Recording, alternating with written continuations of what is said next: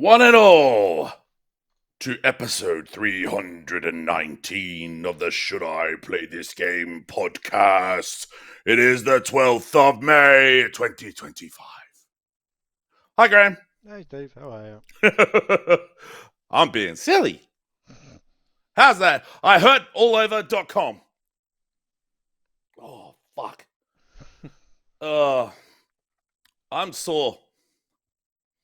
Okay. Largely through my own sense of stupidity. Uh-huh. I took my car. I booked my car in for a service. Mm-hmm. Right. That was to take place yesterday. I dropped it off. I was like, "Yeah, what time is it ready to be picked up?" And the guy was like, "I've got it down for pickup at 3:30. There's 13 services and one mechanic." I'm like, "Oh shit!" So I walked over to Hungry Jack's or Burger King for you East Coasters. Got myself a couple brekkie wraps, and I'm like, I am not hanging around. And this was at like 20 past 8, I should add. Mm-hmm.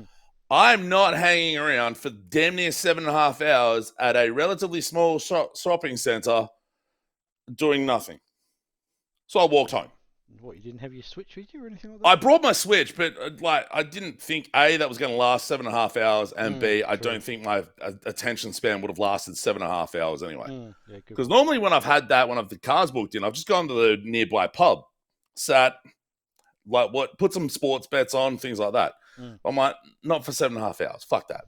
So about 45 minutes it took me to walk home, which I thought was all right. Mm-hmm. The maps, Apple Maps said an hour. I said, fuck you, Apple Maps. I can do it faster than that. I was literally home 10 minutes before I got a text message. Your car's ready to be picked up. I'm like, oh no. I called him back. I'm like, well, is it really ready to go? And they're like, yep. I'm like, well, I'll see you in about an hour. So I would have asked what happened to it was going to take 7 hours. They were nice enough to, quote unquote, put a rush on it. Well, what they should have then said is given you a call saying we're going to put a rush on it. Don't go anywhere. Look, admittedly, that probably would have been nice, but I got some unintended exercise. Approximately an hour and a half worth of walking. Now I fucking hurt. Like both the thighs at the top of your leg. Yes, above the knee. Yes, right. Both thighs really relatively tight. My back not feeling great. Mm-hmm. Both my arms are a little bit tired because I stopped and get like a 600ml bottle of water for the walk home initially, and then took one of the 2-liter bottles I've got to walk back, and that was a bit heavier. And obviously, yes, obviously, I have not touched a basketball or done anything athletic since about September, October last year. So I hurt. But yeah. So that's where I'm at. And how's Tricks? Yeah, not bad. Yeah, all right. So I was in Melbourne last week. Yes. So we'll get to obviously the games that I did play while I was away. Not that it was very long, it's only for Wait. 5 nights, whatever it was. 5 nights at Freddy's? But yeah, my renovations are still going. Very quite close to finishing, but they're still going. Yeah, it's really weird looking behind you and not seeing a pool table. Yeah, it's actually freaking me out a bit. It's been moved into the new room, so that's cool. Yeah, that's pretty much it, really. Yeah, just still, waiting for that to finish, and then do some other bits and pieces, and then spend the rest of my life paying the fucking thing off, basically. But it's been good. That's what having a mortgage is. Yep. Well, I think we're at that time. Why don't you talk about those games that you played? You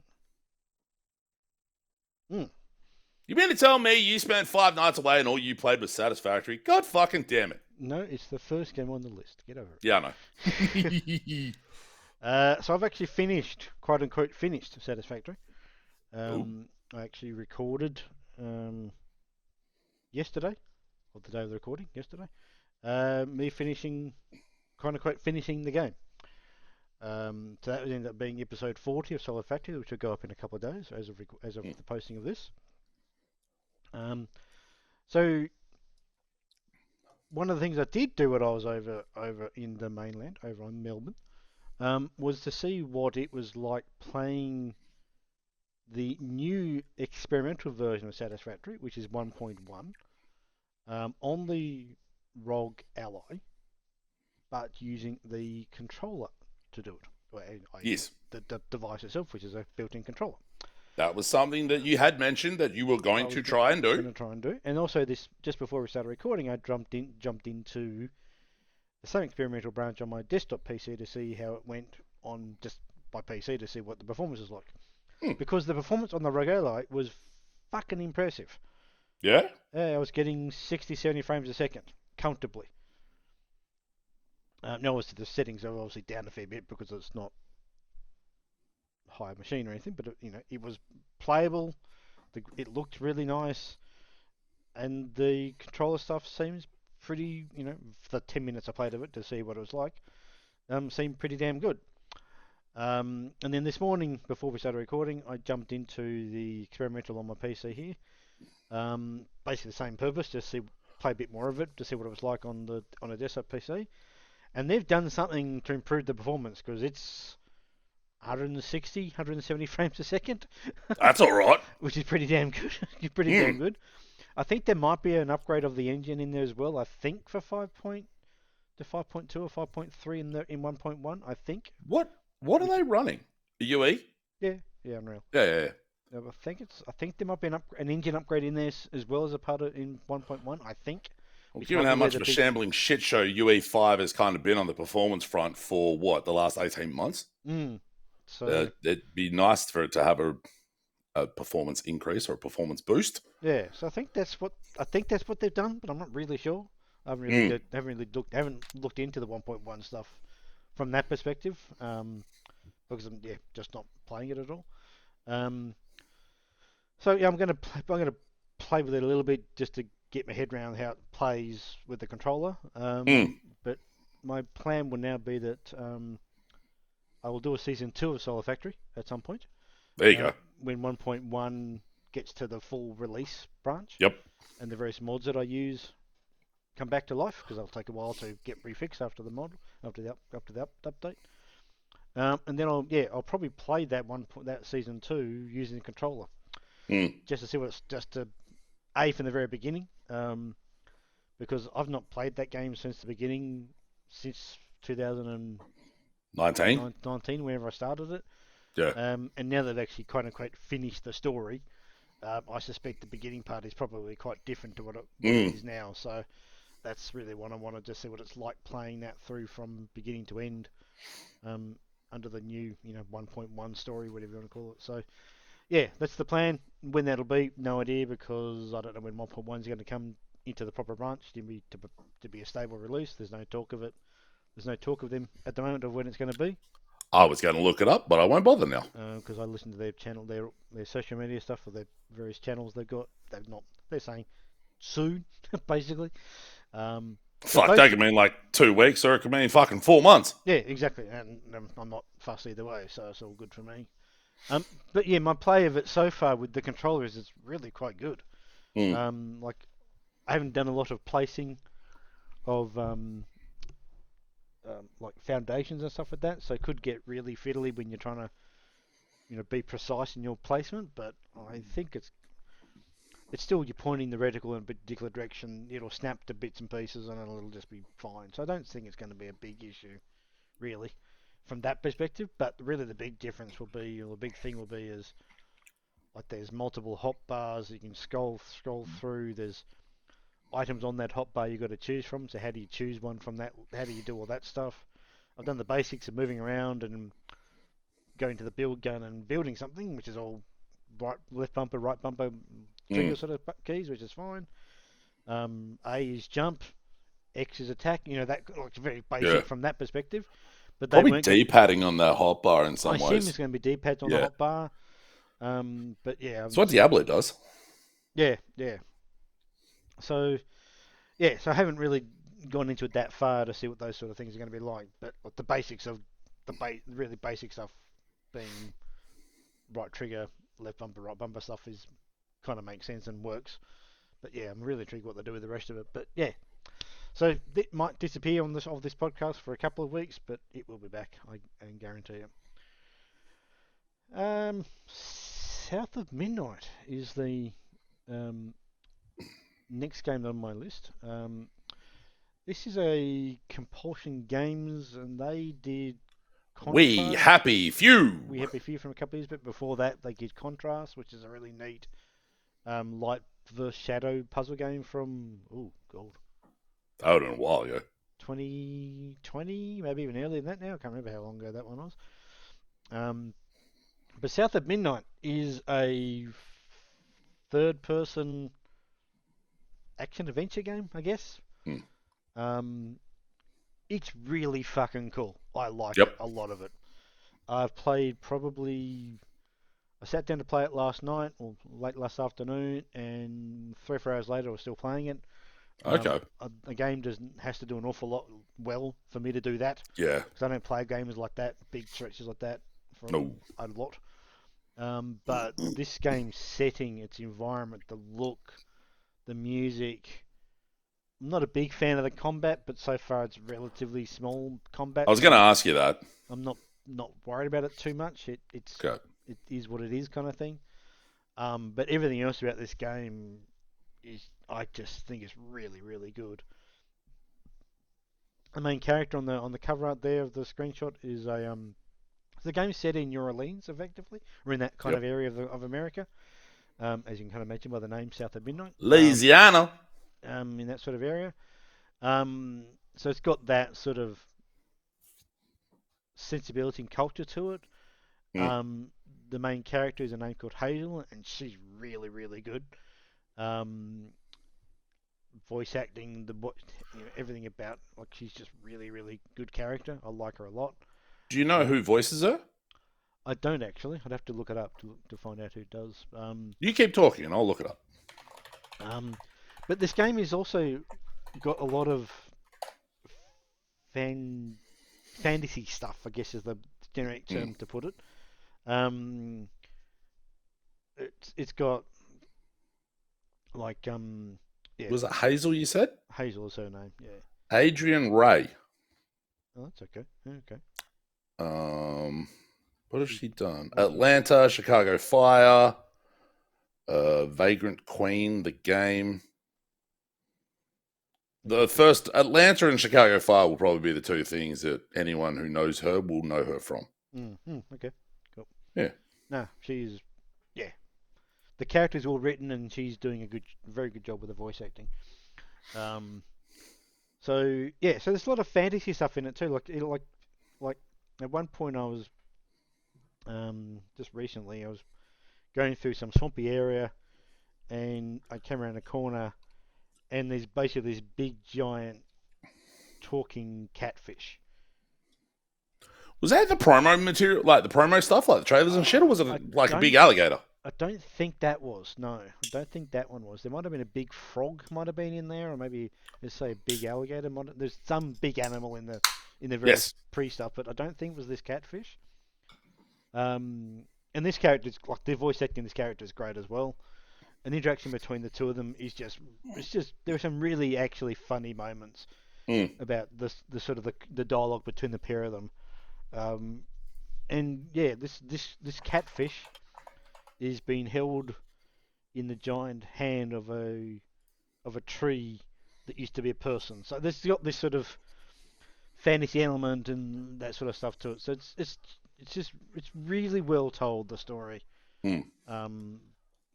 I think I've played that stuff's Louisianan folklore. Yeah, like that's where it's coming from. It's definitely that's what I'm saying. It's that folklore, that culture of that area. This game is basically just covered in it, and it's sweet. It's just really, really, really good. I'm not going to tell anything about the story other than a couple of the characters bit, but because I think it's definitely worth playing. I don't think it's going to be a particularly long game.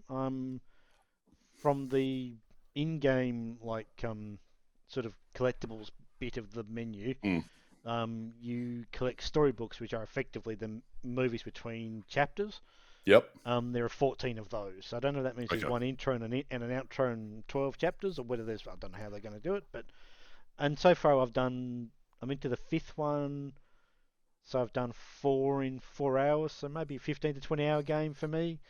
So that might be 10 to 15 for most other people, because I know. I was going to say, how long to beat has it at 12-ish for main Mm. plus extra and about 16 and a half, 17 for Yeah, completionist? that's kind of lines up with what I thought would be the thing. So, but yeah, I mean the combat itself it's fairly straightforward, to be brutally honest. It's basic, but and that's probably why I don't mind it too much. Yep. You've got your basic attack. You don't even have heavy and light. It's just an attack. Okay. You've got, at the moment I've picked up 3 different abilities. And you pick up these things called strands, which are like I don't know how to describe them. The game, they're like an essence of the environment, for the want of a better term. Mm. You pick it up. Um, as a result of picking it up, you use that to power equipment abilities and perks and skills and stuff like that. And they build up over time as well. These skills are on cooldowns within your battle. When you're in the environment, they are instant and there's no cooldown, or very quick, very short cooldown. Whereas in battle, they're in a longer cooldown, but not massively long. Like, we're not talking 30, 20 seconds. We're talking 5 seconds sort of thing. Yeah, 5-10.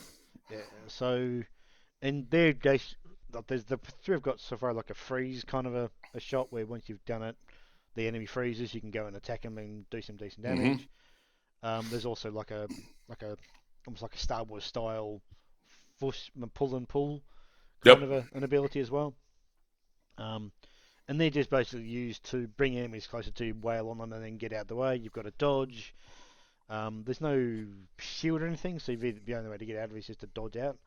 You've got, if you do a perfectly timed dodge, you'll do like a area of effect damage thing at the time you dodge, which, if you obviously dodge in, the enemy's quite close to you, it'll do some damage to them. Yep.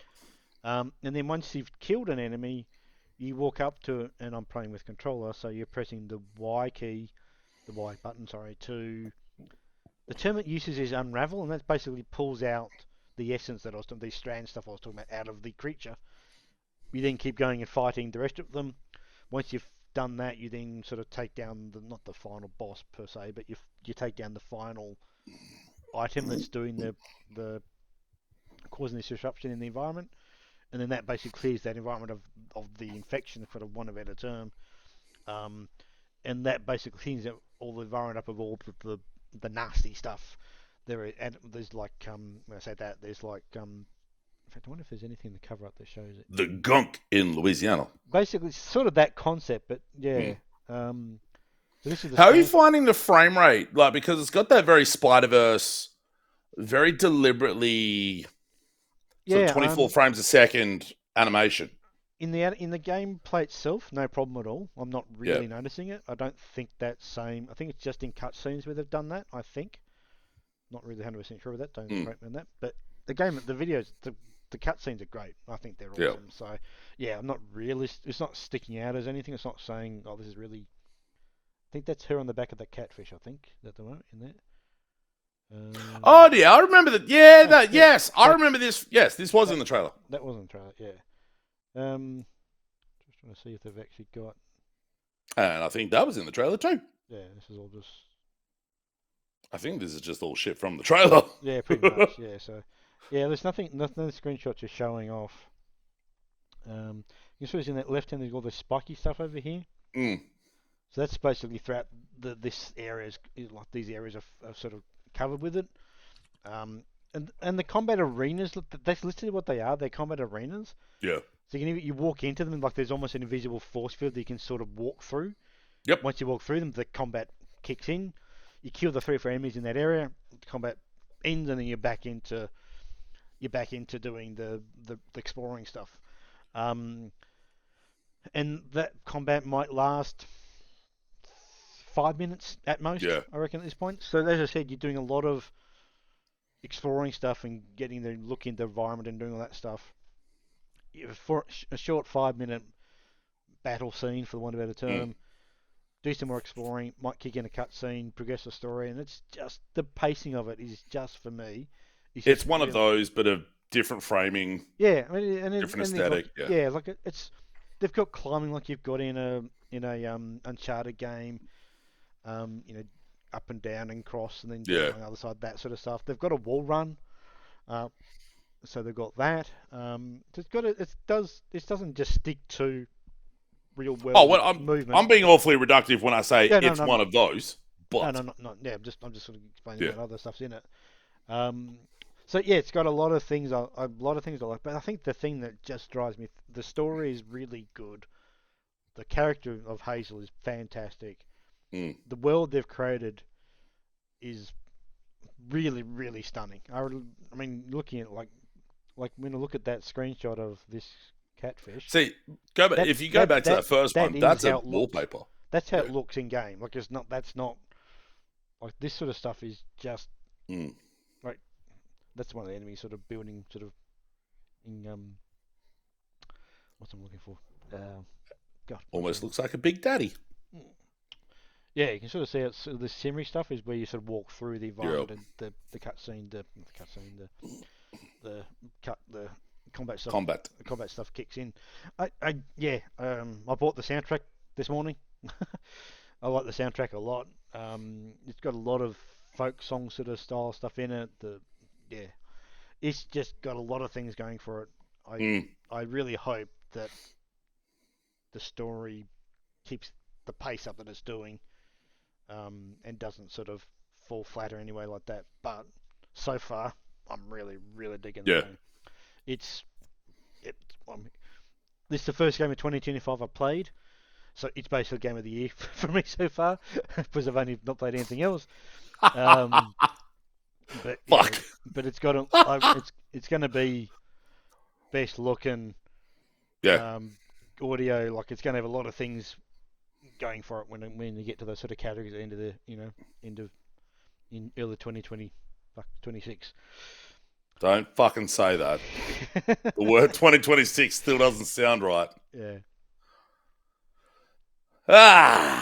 So you ended up trying it out. Yeah, this is something you recommended or you suggested in the last pod. A demo was out for Nice Day for Fishing. So I played this on the flight back. We'll get to the flight over in a moment. What I played on that one, because that was what we discussed. So for Nice Day for Fishing, I really like this. So I put it onto my wish list. So God, how do you even describe this thing? It's basically. I don't think you can. It's a side-scrolling game. Well, let's put I've got some game art on the screen at the moment. I'm not sure this is even. It's kind of close to what it is. You play as this character called Balin, I think is how they pronounce it in the game, I believe. And the game starts off that you are basically an NPC. Like the setting's really. The framing of this thing. I fucking love the framing on this. It's fantastic. The setting is absolutely fantastic. So the game opens and you're not controlling anything at all. The game is just kind of running, and you're looking at this little character called Balin, who's I'm not even sure they're on. Let's go back a step, and he's a little guy with a little hat on, and he is just fishing at some sort of pond. And then he walks off to the left of the screen, and now he's in a little town area. And through the town area, named characters, but players are also in the environment, and they're talking to NPCs, and you turn out that you are an NPC, and you basically see the kind of dialogue you would normally be involved in if you're a character yourself. But you're seeing it happen between these named adventurers, as they're named in the game, talking to other NPCs. It's just brilliantly set up. It's super fucking weird because it just sets it up as this like weird sort of MMO type thing. Yeah. And then some calamity happens. And then all of a sudden, all of the adventurers are just gone from the world. It's like, they all logged off. Where's all the adventurers? And you can actually see them disappearing out of the game, and they just sort of disappear. It's just the setup is just fucking brilliant how they've done it. It's fair. And then Balin becomes like the only Yeah, the only one non NPC, NPCs actually can do stuff. So you start non controlling. playable character. Yeah, so you can start playing. You start controlling Balin basically. Mm. And the main mechanic in the game is you're fishing. Yep. Hence the name of the game. So you can walk up to a pond or a bit of water and throw in a fishing line, and you've got control of how deep it goes. It's a super atypical fishing mechanic too. It's Yeah, not. like it's interesting though because it's not just follow the thing around and hook onto it Yeah. and then mash buttons. It's got a bit of technique to it because the very first ones you just hold down the A button Yeah. and you'll go up and you'll fish it really simply. But later on, not too far into the demo I played of it, you start basically going up against fish that fight back basically. Yep. And the fighting back is they actually are attacking you. They're attacking your Because line. they turn around. Yeah. I love that's the attacking. Yeah. So basically, you'll hook onto the fish, and say it takes 20 seconds to reel the thing in. For the first 5 seconds, you're just attacking it effectively. Yep. It'll then start attacking you, and then when it starts attacking, you have to stop it. You have to stop attacking it, otherwise you take really high damage. Oh fuck yeah! That builds hard too. It builds up really quickly that you can basically you don't die from this. What happens is I assume it's attacking the bait is what I'm assuming it's doing, but I'm not 100% sure. Because so the fish just gets away. Just gets away. But basically, when you're later on in that demo, once you basically stop attacking, you re-attack and you'll get back to the top and you'll fish the fish. Go bananas. Later on though, in the same demo, you start having the ability to basically defend it and parry it and put up like shields and stuff and timing based things. You can perfect timing of that thing. Mm-hmm. You won't take any damage. Miss the timing, you'll take a bit of damage, sort of thing. And that's basically the progression in the demo, at least, is you end up with abilities. You can upgrade your gear. So basically, you turn in from being an NPC into a non-NPC. You just turn into one as eventually as a hero, and you start playing the game as if you were one, but you weren't one to begin with. I do love that the character's just like, what the fuck are you doing here? You're not a fucking adventurer. Fuck off. Yeah, exactly. And you basically just get given quests like you would be as if you're playing the regular game.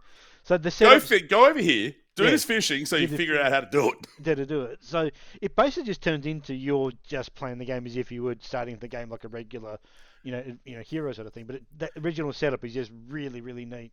Did you did you feel a bit of inspiration is not maybe the right best term for it, perhaps, but I feel like there is inspiration, at least in the fishing, of Dave the Diver. Oh, I definitely think so. I think I think they've taken a lot from that. Yeah. It's just I just love and the only voiced line that Balin gets, nice day for fishing. Yeah, exactly. It's fucking great. Yeah. How long did you play the demo? Because I got to about where you jump over the little wall and I think the little forest village, and I was like, okay, this is enough. I basically got to the point where the plane landed and then it stopped. Oh fuck! All right, yeah, you played way more of it than I did. Then, I didn't. I've not seen anything you've just talked about. I'd played for probably 45 minutes, I guess. Okay.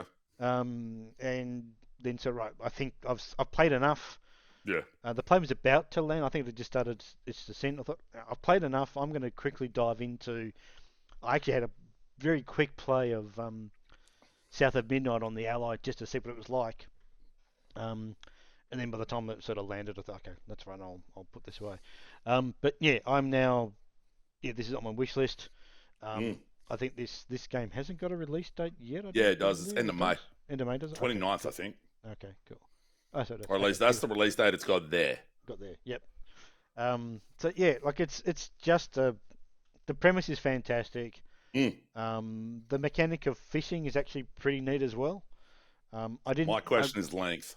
Yeah, that's obviously going to be the biggest thing. Whether that fishing mechanic will basically walk out its welcome over time. Yeah. Is going to be interesting. The dialogue stuff between the various characters is pretty good as well. Pretty funny. How it holds up over more than a half hour, 45 minutes is be a question as well. Yeah, I mean, I guess the thing that might be interesting is just the look of it. I think is pretty neat as well. Look at that guy's fucking face. Yeah, Ah! Um, It looks like he. Oh, god damn it. so it's just like there's a bit of a Yeah, So press Q to block enemy attacks. So you get one of those. You get which a that's relying on keyboard input, keyboard obviously. input. You can. I play it with a controller, obviously, because I did so when I it's played it on stream. That's what I played it with. yeah. So it's fine. You're basically told to stop attacking because if you attack, it'll attack you big time, and you start taking. Yeah, This number goes down real quick. You don't die, as I said, but I think yeah, you basically lose the bait that's on your fish on your hook. yep. And you basically got to start again. But yeah, I think the look of it is just really quite neat. It's a really neat. It's got a fantastic premise or Yeah, fantastic setup. It yeah, looks really quite cool with its yeah, little sort of the pixel art style and all that sort of stuff. Like I said, if this is the sort of thing that runs 20, 30, 40, 50 hours, that I don't think it's going to yeah. stick the landing. I think I that's think gonna. that'll wear super thin. If Yeah, it's 6 to 12, yeah, exactly. Yeah, like hmm. if they get it like no more than 20, I think would be a good If length. they try Dave the Divering this thing and going 40 or 50 hours, Yeah, it's going to wear I don't super. Oh, think that that's reminds me. I don't think that's what this game will do. I just don't Yeah. think that's what it'll do. But yeah, I forgot that that Like a Dragon DLC came out for Dave the Diver, actually. yeah, okay. I got it, but I forgot about it. Whoops. On the way over to Melbourne, I played Spilt. Yep. So that was just to What's that game about? yeah. We did Steve played this on a checkout 3 weeks ago, 4 weeks ago now. Something Yeah, like that. 3 weeks, yeah. I'd seen it already before that on a video, so I knew what it was about. I just wanted to play it to see what it was like to control it. That's one. Um, I made it. I did a slightly different thing because you mentioned in the checkout that you didn't think that the speed upgrades were doing much. It didn't feel like it. So I basically didn't do any upgrades at all. I did maybe one or two. Yep. I spent most of my time doing the capacity Scoop. on the back upgrades. I Yep. wanted to see if there was any way you could max out the upgrade, and I don't think you can. I think No. I think it just doubles up every time, but I think you probably wouldn't be able to get. There's a No. limited number of dollars in that game anyway to earn. So And there's no achievement tied to maxing out the upgrades on any of them. So yeah, I was curious, but yeah. So I ended up upgrading. I ended up upgrading the back of it way more than you did because I spent yeah. way more money on it. But yeah, I think it ended up costing the last one would have cost me like 2,500 coins to do Yeah. it. And I only was not going to get that. So For what that thing is, it is super fucking neat. yeah, it is really really good. It's a real shame it's probably not going to come up any year. Probably not. It might come up in a best looking category. I think best looking it holds up. I think we can maybe nominate one or two of the animals. Yeah, for that sort of stuff. But yeah, beyond that, probably not. But it is a That neat thing little was thing. always. Go on, sorry. It's just a neat little thing that came out by a team of a small developing team, I think maybe only one or two people. Yeah, depending how you want to sort of more on it, but yeah. My understanding is it's basically concepted as, all right, I'm learning how to make games. This is my progress project, and now that I've got this out, okay, what's next? Yeah, it's all done by Kickstarter, so yeah, it's really neat little thing. Last one. I played this for about an hour or so before I jumped into and played a lot more longer of Now, South of Midnight. I saw this and I was like, what the fuck? Revenge of the Savage Planet. Let's get the name out first. Yeah. So Revenge of the Savage Planet. So this is a game that's on Game Pass. Everything. This is why I've... yes, it is on Game Pass. That's why I installed it. There's no way I pay fucking money for it. I did. You did, okay. This is a sequel to Journey to the Savage Planet from 6 years ago. How long? That's a way. Not that long ago. So while I'm looking this up, the quote unquote pre-order for this on Steam actually included Journey to the Savage Planet and its DLC for free. Yeah. Yep. So it was like $66. I'm like, fuck yeah, why not? Journey to the Savage Planet was 2020. Okay, so I said 6. Which is weird because you said 6 years. I'm like, fuck off. And I was like, oh, wait. That was actually that long ago. It's been 5 years ago. Yeah, I didn't play Journey to the Savage Planet. I think I might have jumped in a checkout with you. Maybe did we do a checkout of that? That is a Anyway, if you fucking want, good question. I think I definitely played it and I know finished it. I know you definitely played it. Let's have us a bit of a look. Keep So talking. so basically it's a sequel to a game I never played, which is odd thing.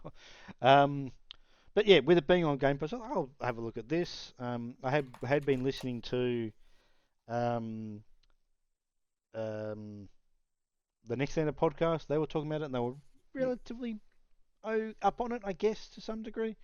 We did not do anything with it. Didn't do anything with it. Okay. No, Yeah. I did talk. I talked about it on a podcast. But the only things we've got on the YouTube channel that have the word journey in it is me doing Jedi Fallen Order, me doing Black Myth Wukong, and then a sad day with Doom Eternal and a couple of Souls likes and the podcast.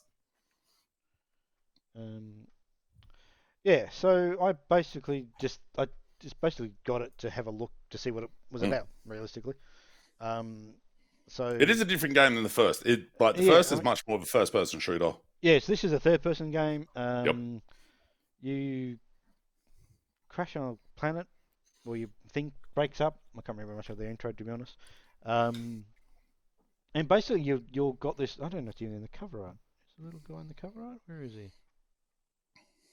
No, I don't see it. There's a little floating thing that floats around and tells you what to do. I can't see the cover art. I think there was. Maybe obviously, it's been a while since Journey. There's the. There it is up there. And there's one down underneath the central. Yeah. Yeah. So I think they're just literally called Echo or Eck or something like that. Yeah, something like that. Something like that. It just tells you, oh, go do this, and then you go basically do it. It's got interesting. The setting's pretty neat. I like the game. The environment's really colourful. You can see in that original cover art that we had, you've got this sort of raccoon-looking thing there. That's one of the enemies that attacks you. Although if you leave them alone, they don't attack you. But if you attack them, they all attack you. It's like it's a sort of thing. You are running around, picking up stuff, scanning the environment to detect fauna and flora and that kind of stuff. When you run really oddly, like it's kind of a funny. You run like obviously video would show it better than a screenshot, obviously. But you sort of run like the old cartoons where you're running with your arms back. So you're sort of running really oddly. I've not seen any underwater stuff yet, so that may come along. It does have online and couch co-op. Yep. But I won't be playing this game beyond what I've done, I don't believe. No. I don't think so. I'm not sure. Well, put it this way. I prefer to play South of Midnight over this by a long way. So I may come back to it at some point, but I'm not that keen on it. Knowing what I know of the tone of the first game and all that sort of stuff, it kind of doesn't surprise me. It's not really landing as much with you. The tone's not a problem. I just don't like the gameplay that much. The tone's not a problem. Yeah, it's just I'm just not a big fan of the gameplay. Okay. The environment's great. I think I think the characters are pretty. Well, not that your character speaks, but this little guy speaking. You can also control how much he speaks. Even in the options it says you can go from normal down one level and then off. And it has a warning there. If you turn him off, it has a warning that says if you turn him off, the story will make less sense to you or burst that effect because he's telling the story through that thing. So you go, okay, that's interesting. So it does give you a warning if you turn the guy off, the story will make less sense. So it's not the setting. I don't mind the setting. Yeah, I'm just not a big fan of the shooting nature of it, but it's not bad. I just don't like it a lot. So I may go back to it. As I said, I like. It's not bad. I just think it's shit. No, it's not even that. I just don't. Nah. It's just not really what I was. As I said, South of Midnight hit way harder in terms of landing with me. So, but yeah, that is all I have played, which for me is actually a lot, to be honest. Fucking hell, that's almost more in one podcast than you may have actually played all motherfucking year. Probably, yeah, very close. It's getting close to it. That is me for this episode. So wonderful.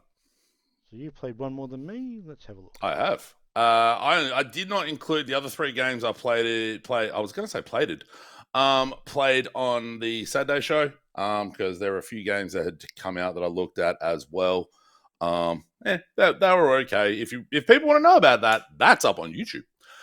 I started AI Limit, which was one of 2 Souls-likes that came out on the exact same fucking day between this and First Berserker Kazan. This is the shorter proposition between the 2. Mm-hmm.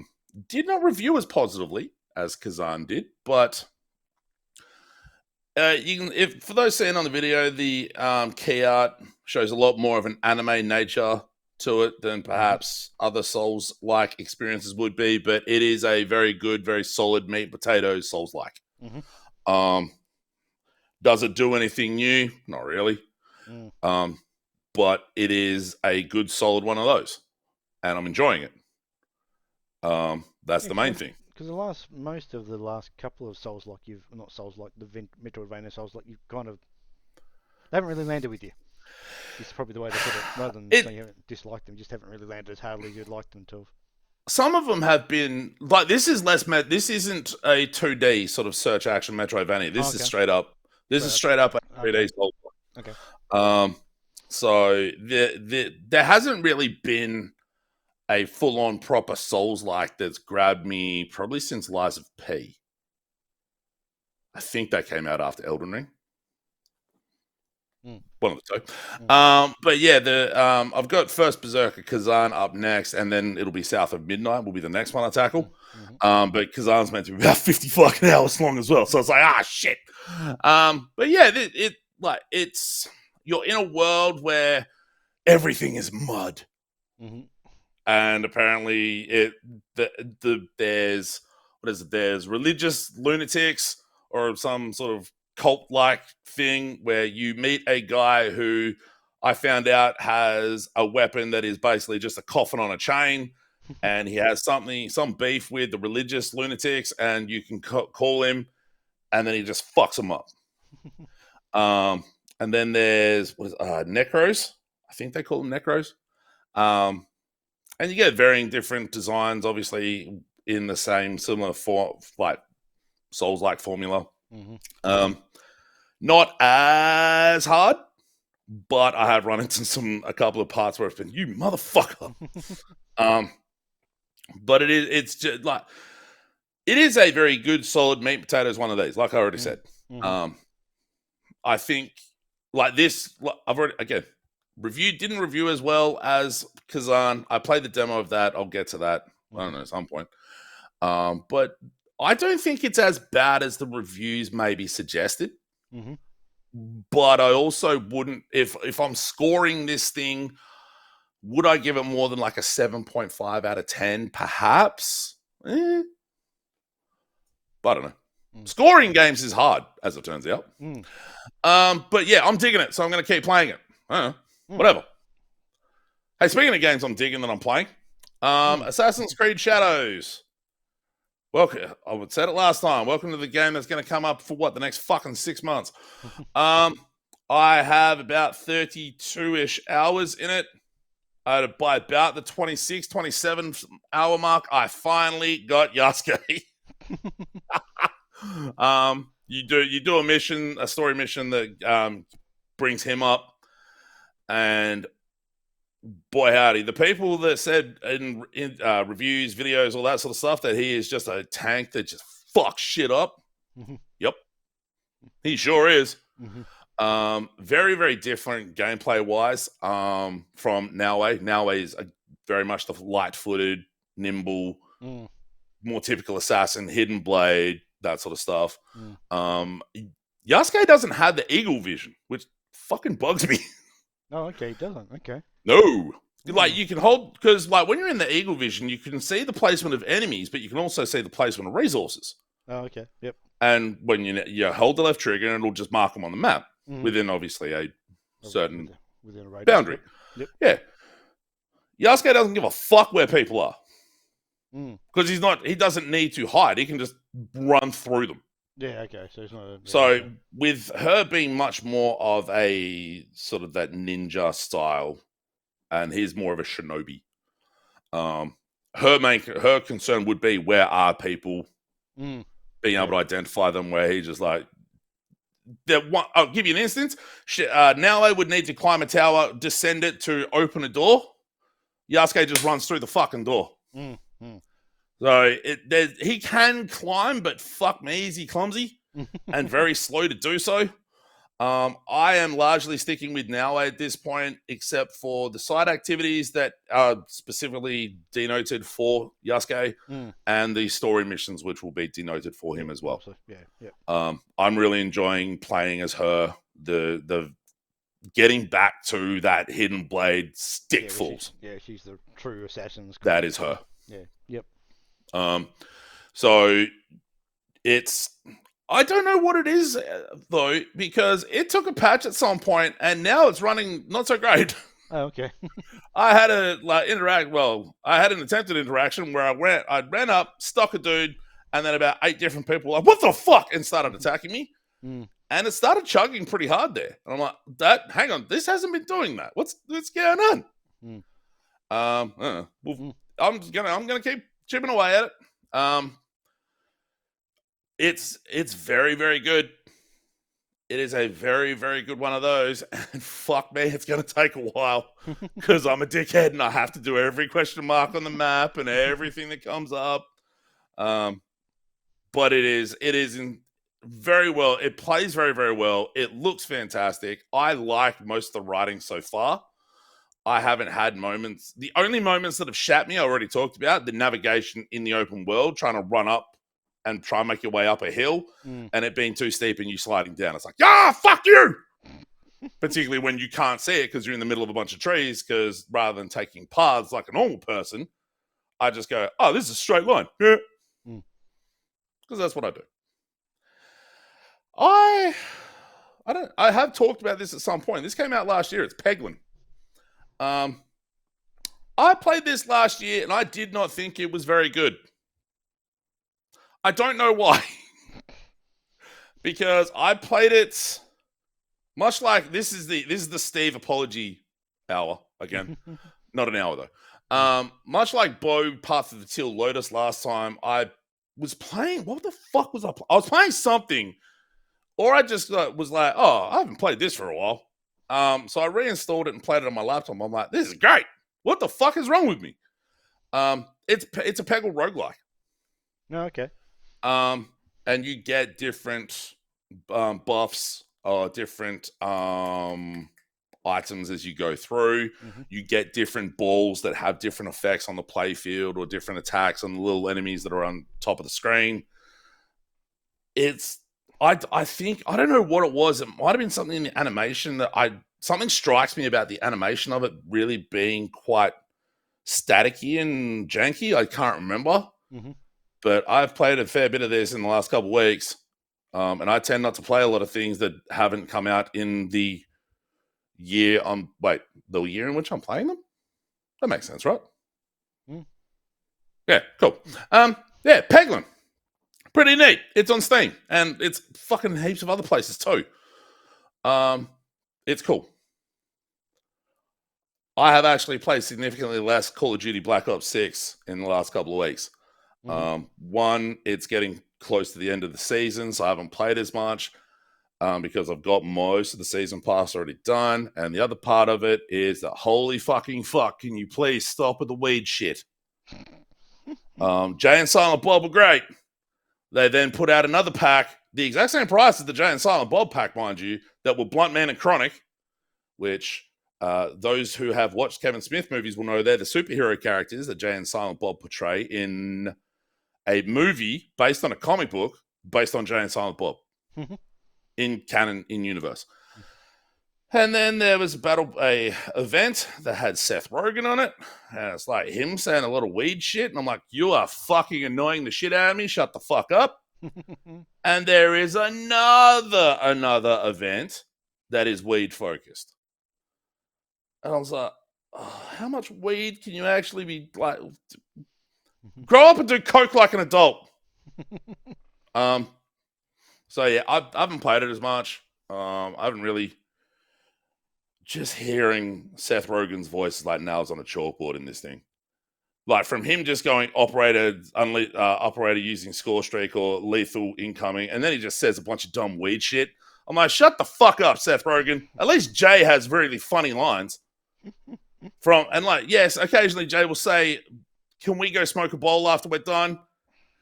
And it's like, okay, that's a line from the movies. I'll allow it. But yeah, I don't know. Jay and Silent Bob are way better. Well, Jay is way better than Seth Rogen. I said what I said. Moving on. Star Vaders. Recently released. One of the few unlike not Peglin, one of the few other roguelikes I've actually played a decent amount of and actually enjoyed. This, I don't think it's actually, maybe it's not intended to be a card-based take on Space Invaders, but it's kind of that. Okay. In that you have, it'll make a lot more sense when, like, oh, okay, that's not where it makes sense. Neither is that. There we go. You are controlling, what the fuck? How the fuck have they got access 10 Doom? Anyway, I'll explain that in a sec.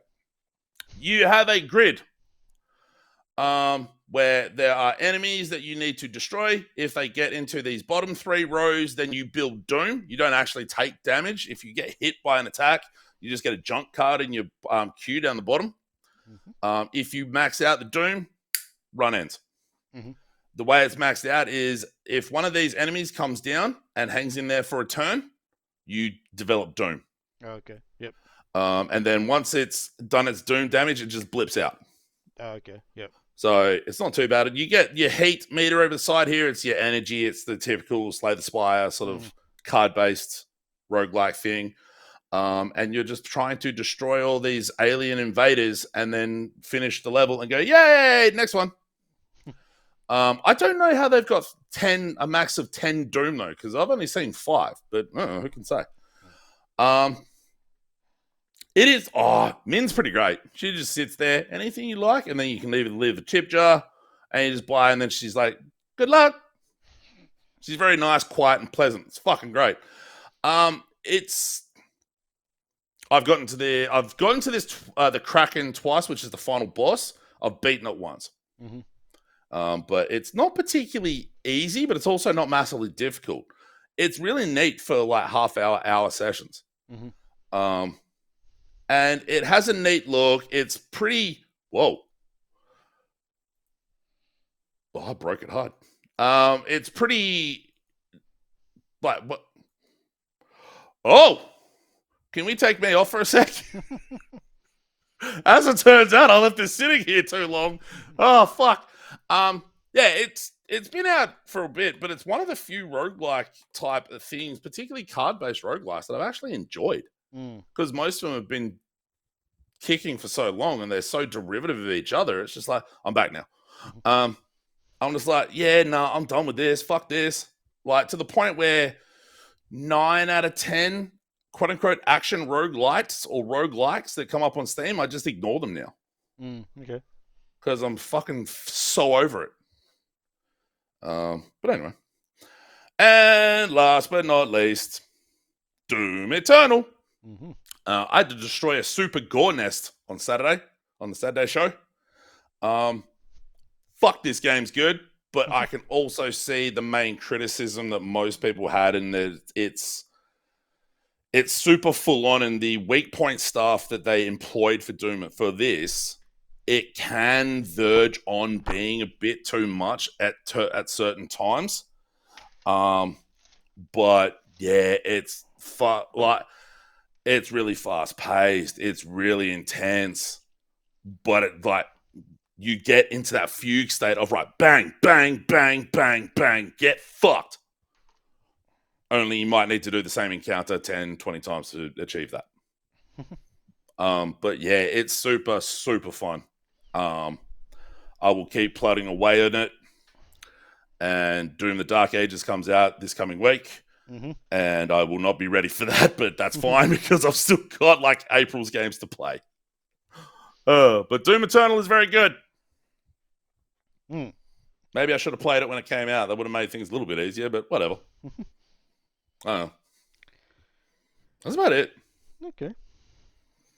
Not as many. mainly because AC and AI limit are taking up a great deal of time. Mm. I got nothing else really. Okay. Should we begin the end? Yep. Let's do that. Wonderful.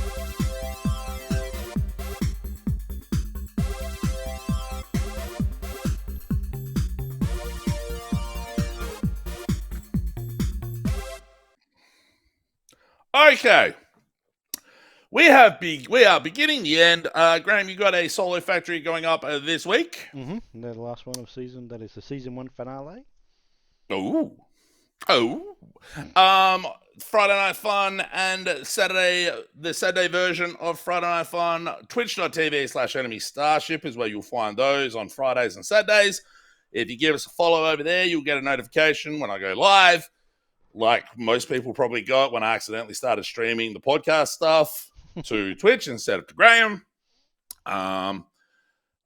Yeah, that's where I'm playing Doom Eternal, and I don't know what I'm going to play this coming week. Normally I've already got demos lined up and shit, but I don't know what's up this week. I haven't decided yet. We shall see. Cool. Be there anything else? I don't believe so. Sweet. How about we call it? I think we should. Called. This has been the Should I Play This Game podcast for the 12th of May, 2025, episode 319. Graham Base. Thank you, Steve. It's been a pleasure. And no one could, if people were just listening to it, you didn't hear me do this little salute, but moving on. Yeah, we'll see you in a couple of weeks for another podcast. We will do something video related next week. Yeah, we'll figure something out. Yep. Who can say what that will be at this time? Because I got no fucking idea yet. I barely know what I'm playing next Friday, let alone Sunday. Mm-hmm. And yeah, thanks for hanging out. We'll see you on that next thing, whatever it may be. Peace, and we'll see you later. Bye. Bye.